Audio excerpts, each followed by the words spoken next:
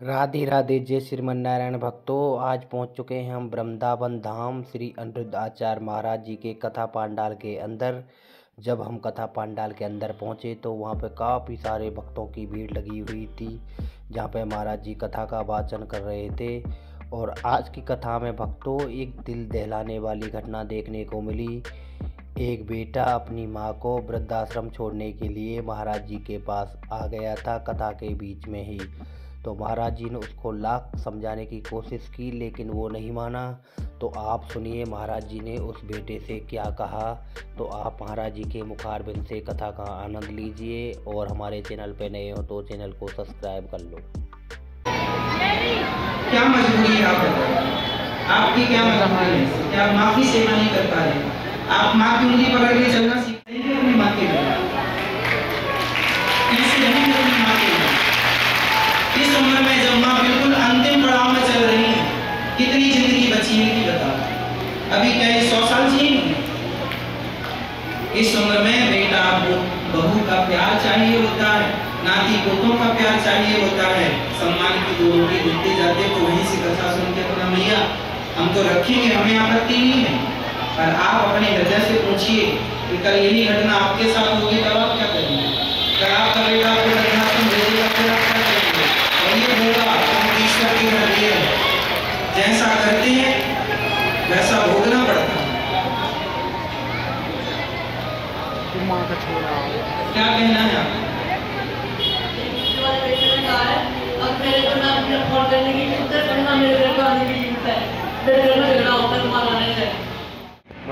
Mummy तो उधर है, यहीं पे बैठोगे? मम्मी वहाँ है।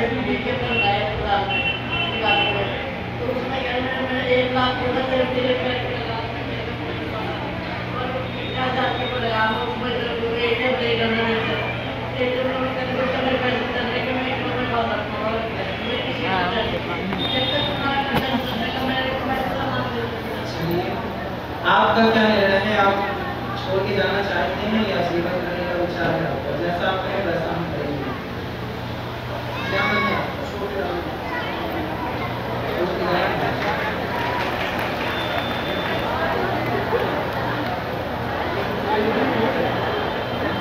आपकी क्या मजबूरी है बताइए तो सही, शायद हम उसमें आपकी कोई मदद कर सकें।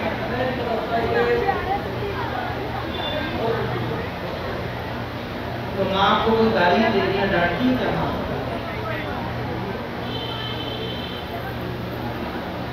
आपकी पत्नी से लड़ाई होती है माँ? माता और पत्नी का आपकी झगड़ा होता है, सास लोगों का झगड़ा होता है।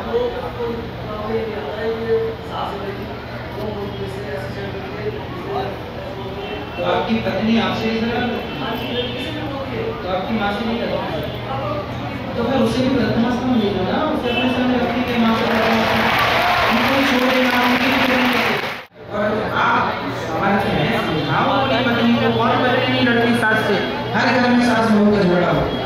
इसका मतलब ये थोड़ी कि बेटा माँ का हाथ पकड़े ले जाकर वृद्धाश्रम रखने के लिए हमारी पत्नी से उन्हें झगड़ा किस दिन उठा के भेज दिया। अरे सबके घर में झगड़ा होता है, जहाँ 4 बर्तन होते हैं खटापटी चलती रहती है। आपको मारती भी है तो आपको अपनी पत्नी को समझाना चाहिए, समझा करके। और गृहस्थी तालमेल बना के पुरुष की यही जिम्मेदारी होती है। ऐसी स्थितियों में पुरुषों को यही निर्णय लेना चाहिए कि माँ की भी सेवा करते रहें और पत्नी भी ना छूटे, ना माँ छूटे ना पत्नी छूटे। यही सच्ची गृहस्थी है, जहाँ माँ और पत्नी का बैलेंस जो पुरुष बना ले वही श्रेष्ठ गृहस्थी है। और जहाँ बैलेंस ना बना पाए तो यहाँ स्थितियाँ उत्पन्न होती। इसलिए ठीक है, आपकी अभी मजबूरी है तो आप यहाँ हम रखेंगे, पर पहले घर में ठंडे दिमाग से विचार करना। तो पैसे कमाते हैं, क्या करते हैं आप? तो कुछ काम करिए।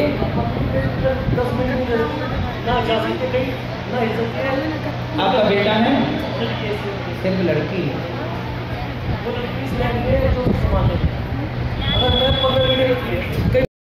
मेरा प्यारी हो रखा है, मेरी उम्र काम करने के लिए। बिल्कुल नहीं, आपकी उम्र काम करने की। तो घर का सारा काम इनकी बेटी है, वो थोड़ा संभाल ले। कोई नहीं करता। तो आपकी बेटी आपको पानी भी नहीं देती? आपके साथ नहीं देती क्यों? कैसी बेटी है?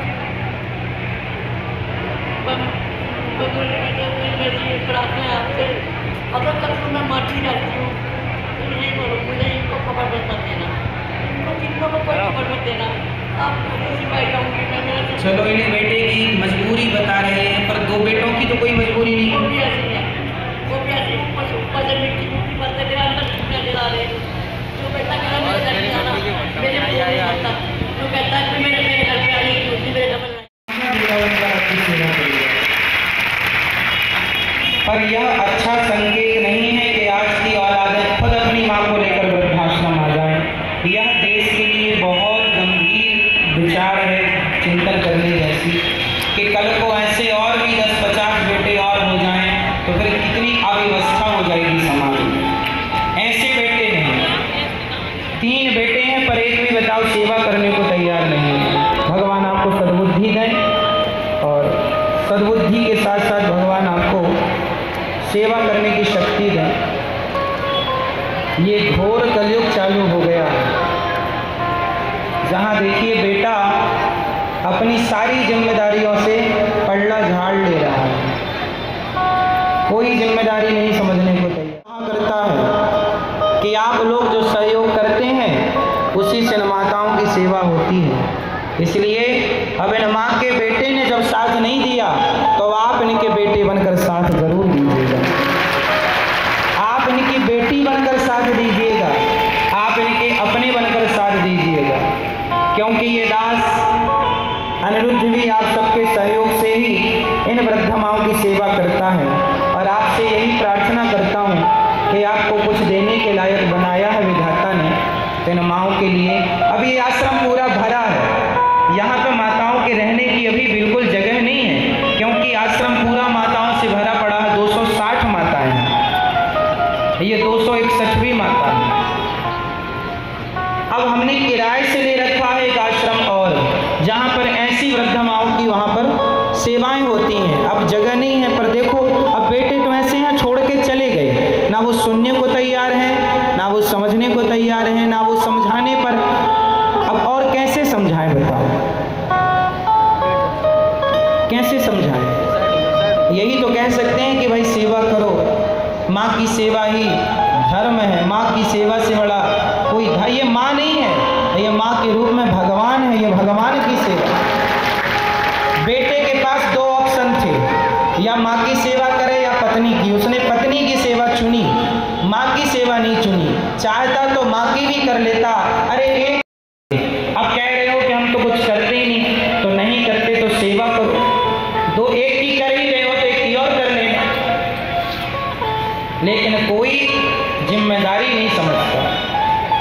इस उम्र में, भैया कितनी उम्र है आपकी? कितनी उम्र है? मेरी उम्र 1949 का जन्म है, 1949 का।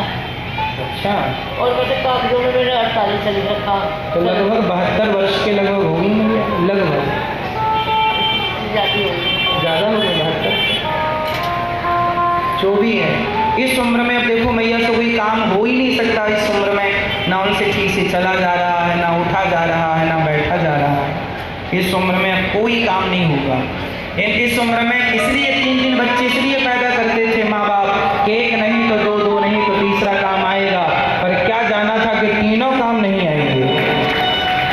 इसलिए बिहारी जी ने फिर मुझे भेजा है, ये दास अनिरुद्ध को जिम्मेदारी देकर जाओ, इनके जब तीनों बेटे काम ना आए तो चौथे बेटे तुम बनकर सेवा करना।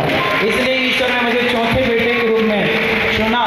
आप लोगों से यही प्रार्थना करता हूँ कि माओं के निवास रहने के लिए सामने एक बड़ा आश्रम बनने जा रहा है, आप लोग एक कमरे का सहयोग जरूर कीजिएगा, ताकि एक कमरे का दान आप करें तो आपके कमरे में ऐसी वृद्ध माएँ रहें। अब सोचिए ये माँ यहाँ रहेंगी और इनकी सेवा ये दास अनिरुद्ध करेगा, कितना पुण्य मिलेगा आप लोगों को।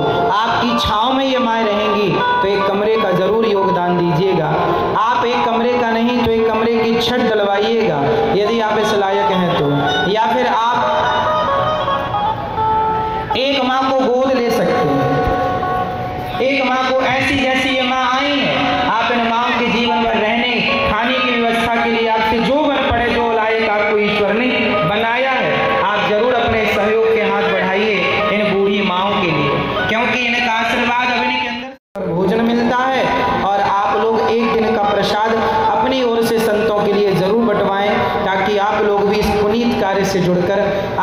अपने धन को ऐसे पुण्य से जोड़कर उसे पावन करें।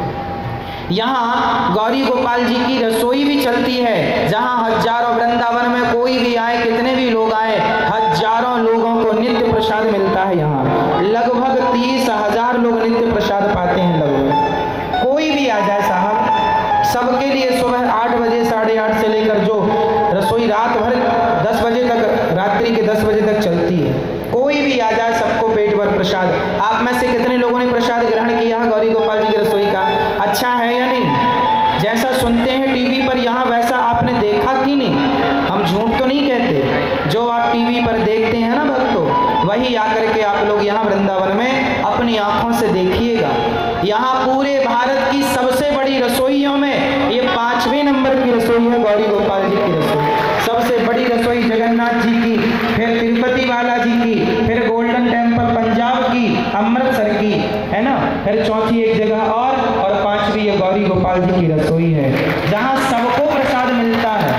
कोई आए, और ये आपके सहयोग से है। प्रिय भक्तों, आप भी एक दिन की प्रसादी जरूर दान करें, ताकि आपकी रोटी ये माएँ खाएं, आपकी रोटी ये भक्त आने वाले खाएं, और आप भी इस पुनीत कार्य से धन धान्य को जोड़कर उसे पवित्र करें। आइए, अभी राम कथा बहुत सारी बाकी है, आप कहीं जाइएगा मत, बस इन माँओं की सेवा के लिए जिन भक्तों ने अपने हाथ बढ़ाए हैं उनके नाम सुन लेते हैं। फिर अभी राम कथा में बहुत अच्छा चरित्र आप सुनेंगे भगवान शिव के विवाह का, तो वो जरूर सुनिएगा। और मैया आप यहीं रहिए, दास आपकी सेवा करेगा। हम सभी मिलकर, बताओ आप में से कितने लोग इन माँओं के बेटा बेटी बनने की आज प्रतिज्ञा करेंगे कि इन माँओं के बेटा बेटी बनिएगा। जो बने, आप 1 रुपए देने के लायक हैं तो 1 रुपए ही सही, पर इन माँओं के लिए जरूर अपने हाथ बढ़ाइए। आधा घंटा एक्स्ट्रा काम करना, ये सोचकर कि आपकी एक वृद्ध माँ गौरी गोपाल वृद्धाश्रम में रहती है। 1000 माँओं के लिए हम प्रयासरत हैं, आश्रम बन रहा जहाँ 1000 वृद्ध माएँ रहेंगी। बस आप लोगों से प्रार्थना है, जिस लायक राजा भदौरिया जी के जन्म दिवस को शिवपुरी मध्य प्रदेश से 11,000 रुपये